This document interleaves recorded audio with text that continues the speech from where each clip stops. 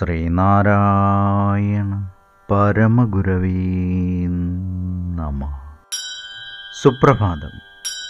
1593 ദിവസമായി ഇന്ന് 2025 സെപ്റ്റംബർ മാസം 24 ബുധനാഴ്ച, 1201 ആണ്ട് കന്നിമാസം 8 ഗുരുവചനങ്ങളിലൂടെ. വിദ്യാഭ്യാസമുള്ള മഹാന്മാരെന്നും വിദ്യാഭ്യാസമില്ലാത്ത മഹാന്മാരെന്നും മഹാന്മാരെ രണ്ട് പ്രകാരത്തിൽ പറയാം. വിദ്യാഭ്യാസമില്ലാത്ത മഹാന്മാർ ഊറ്റുള്ള കുളം പോലെ ആയിരിക്കും. വിദ്യാഭ്യാസമുള്ള മഹാന്മാർ കോരി നിറക്കപ്പെട്ട വെള്ളമുള്ള കുളം പോലെ ആയിരിക്കും.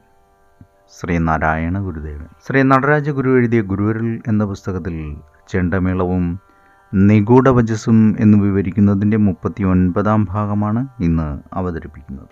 ഈ ലേഖകനോടൊപ്പം അന്നവിടെ ഉണ്ടായിരുന്ന ഒരു സന്യാസി ശിഷ്യൻ ഗുരുവിൻ്റെ ജീവിതകഥ എഴുതുന്ന വിഷയം ഉന്നയിച്ചു.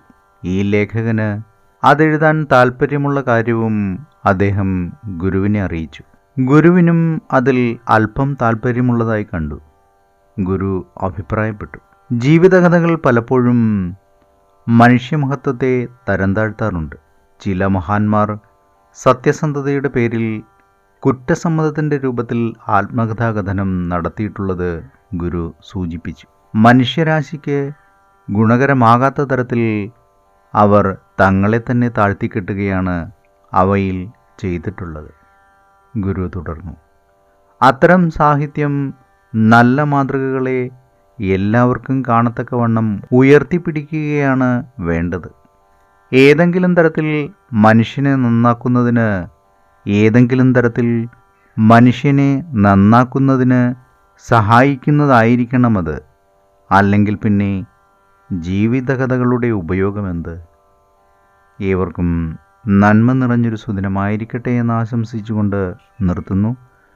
നന്ദി, നമസ്കാരം. ഗുരുധർമ്മം ജയിക്കട്ടെ. ശബ്ദം നൽകിയത് സുജീഷ് മഹി.